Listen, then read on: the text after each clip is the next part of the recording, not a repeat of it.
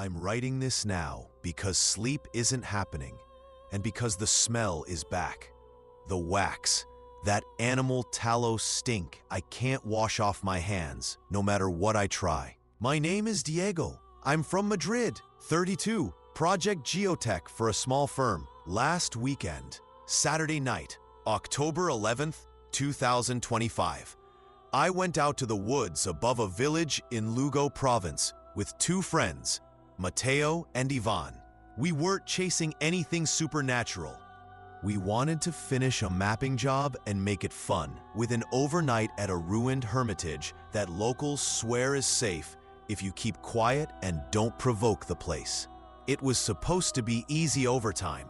Cross-check coordinates, test a drone path over chestnut groves, sleep under a roof older than any of us. We've known each other since university. Field labs, cheap beer, and colder mornings. Mateo films everything. He edits workplace videos into mini-docs nobody watches except our moms. Iván is the practical one, recently divorced, the kind of guy who checks the spare before he checks the map. I'm the one who says yes to too many things. The plan was simple. Drive up, grab a caldo at the village bar, hike to the hermitage before twilight, shoot stars, test the drone grid for Monday's survey, sleep, and go home before lunch on Sunday. The bar smelled like soup and wet wool. The old man at the counter, Emilio, he said, though everyone called him Don, asked where we were sleeping. When we told him the hermitage name, he pressed his lips together, then laid a small ashtray on the table like it was a talisman. He said certain nights the woods are crowded in ways you don't see. Don't answer if someone calls you by name, he told us. If you feel a gift pressed into your hand, drop it. If the wind goes still and you smell wax, step inside a circle of ash and wait without speaking. We smiled and promised we'd be careful. He didn't smile back. We left the bar into a drizzle that turned to a fine mist by the time we reached the trailhead. Galicia does damp like a second atmosphere. The path threaded between chestnut and oak, the kind of green that eats sound. The hermitage sat on a shoulder of rock above the village. We could see its slate roof when the trees opened. Mateo was talking about time lapses of moving cloud. Iván showed me a photo of his little boy with a plastic dinosaur, the first thing to make him smile all week. Everything felt normal. Better than normal, honestly. Work had been loud, and here it was very quiet. The hermitage was exactly as Google had promised. 4 walls, 1 door hanging wrong on rusty hinges, and an altar made of the same stone as the hill. We set the stove on a flat rock, ate bread and cheese, and the last of the caldo in plastic. Mateo whistled softly as he fitted the tripod plates. Iván stretched his bad knee and grunted. I felt that city static peel off me.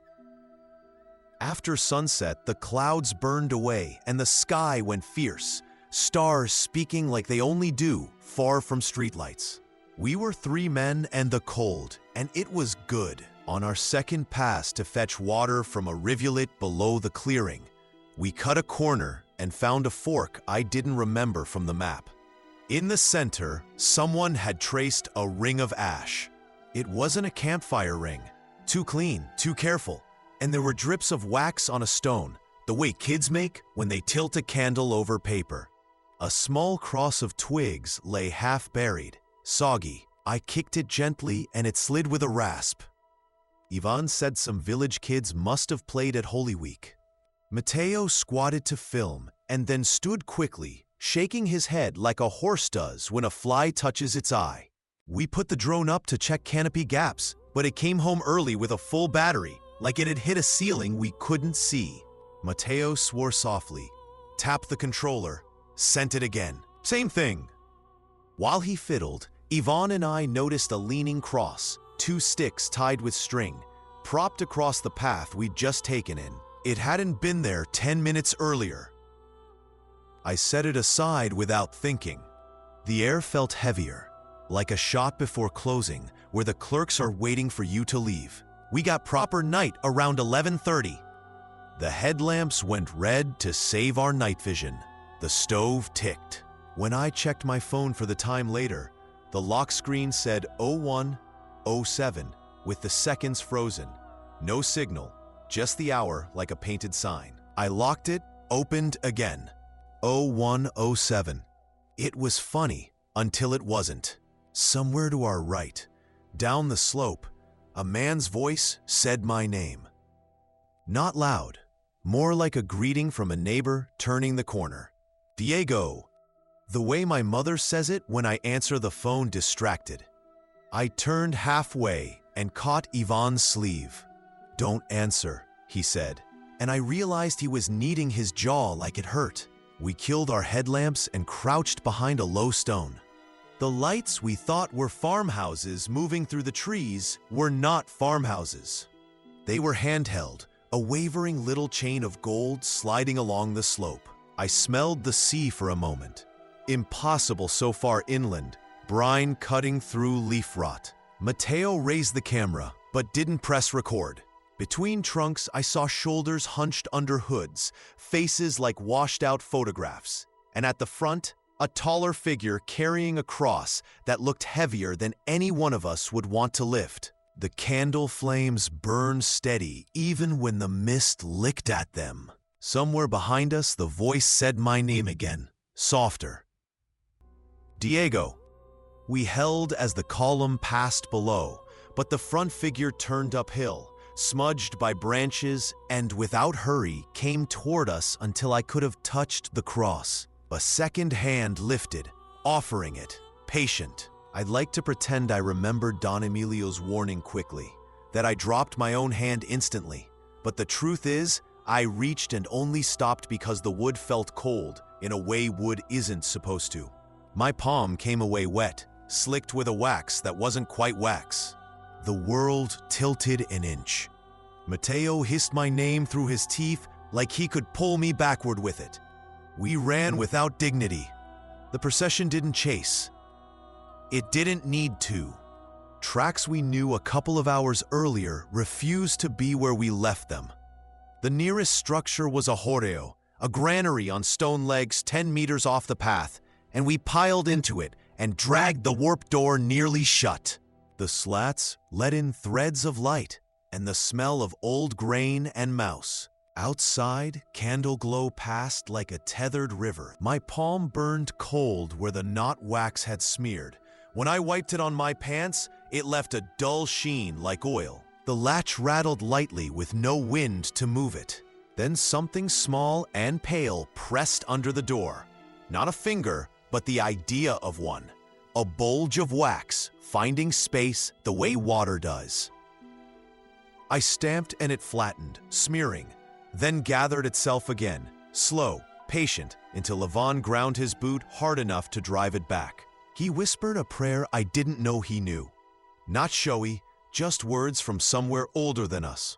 Mateo said please twice, to the room or to the air. Someone outside moved past, a sound like cloth brushing bark, measured as a tolling bell. I tore open the ashes tin from the stove, hands shaking so badly I almost dumped it into the gaps in the planks and traced a ring around us on the splintered boards. It felt ridiculous until it didn't. When the circle closed, the light from outside thinned like fogged glass between us and them. The latch lifted and dropped once, twice, 9 times. Counting the knocks made my throat hurt. None of us spoke. The smell of tallow was so strong I could taste it, fat and old. Through the slats, I could see sandals but no feet in them, just the leather, and then nothing at all, like a page turned. Dawn came like someone lifting a wet cloth. When we finally opened the door, the air moved again, and the birds made the usual cheap jokes. On the threshold hung a new stick cross from the latch we hadn't fastened, twine still wet. In the mud below the steps were footprints, naked, human-looking, all heading away downhill toward the stream. No pattern of return. On the granary floor, the ash circle was scuffed but unbroken. I picked up a loose ribbon I thought was trash and saw my initials stitched in tarnished thread. D.G. I don't own anything with embroidery. We didn't talk about it as we packed, because talking would mean deciding whether it had happened. The hermitage looked like a postcard you could buy in any petrol station. Pious ruin, forgettable. I scrubbed my left palm with sand and water until it went raw, but the sheen remained and the smell stayed, like I'd been helping butcher something. On the way down, none of us wanted to be first. None of us wanted to be last. We returned the drone to its case like we were apologizing to it.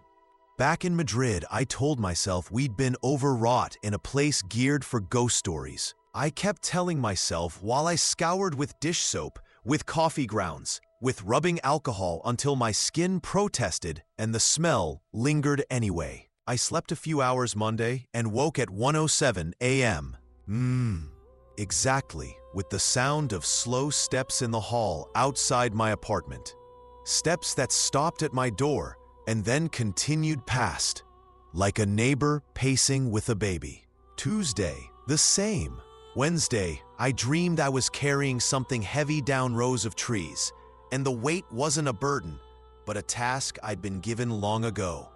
Something I'd forgotten and was glad to remember. Thursday, I opened Mateo's shared folder to sort survey clips. Most files were perfect. Shaky jokes, skyline, Iván complaining about his knees.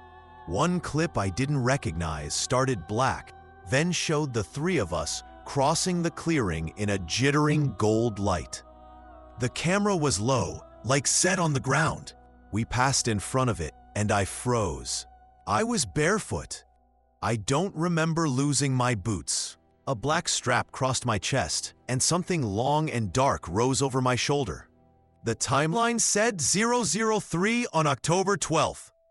Behind me, Mateo and Iván kept a respectful distance with their heads dipped, like mourners. I closed the laptop so fast the mug jumped. That night, Don Emilio called. He shouldn't have had my number, but he said Iván gave it to him to ask if we found a rosary. No, I said, we hadn't borrowed anything. He hummed in a toothless way and told me not to answer if someone came to return what I'd already taken, and to check my bags for anything that wasn't mine. After we hung up, I opened my pack and found, beneath the drone charger, a strap of cracked black leather that smelled like smoke and old churches. It fit my chest without adjusting. I put it on the table and went to wash my hands again. When I came back, the strap lay in a neat circle, like it wanted to be a ring around something. Earlier today, I ducked into the chino shop on the corner for batteries. I passed the shelf of candles, and one stub, the cheapest sort, sputtered and took flame. There was no lighter near it, no matches. The clerk didn't look up. I stood there like an idiot, watching the wax run in a line down the side, a perfect thread that reminded me of that thing pushing under the hórreo door. When I got home, the hallway smelled faintly of salt air. Though I live 600 kilometers from the sea, something had been pressed into my mailbox slot, and I half expected a candle to fall. It was empty. If you grew up in Galicia, you probably have a name for what we stumbled across. I didn't grow up there, but my grandmother did, and some of her stories wore the same shoes. A procession that moves like an errand, the living conscripted to lead the dead, the weight in your hands, a cross you shouldn't accept. I thought those were for scaring kids into coming home before dark. Tonight, before writing this, I made a small ash circle on a plate because it feels less ridiculous to be ridiculous on purpose than to pretend none of this is happening. The strap they offered me, because I think that's what it was, an offer, sits coiled like a sleeping snake. I keep smelling wax when the wind is perfectly clean. I keep thinking about the video frame and how calm I look carrying that weight. I keep thinking about how the flames didn't flicker and how the air didn't move until we drew the circle, and how a ribbon with my initials lay where I'd stand to leave. If this is a prank, it's a mean one that knows too much. If it isn't, then there's a schedule I'm not making, but that keeps me anyway at 1:07, the minute my phone learned to be only a sign. It's late again, and the steps are back in the hall. Pace, pause, pace, a knock lower than knuckles. Something like wood on wood. I'm going to post this, and then sit inside my little ash ring like a child, because I don't know what else to do.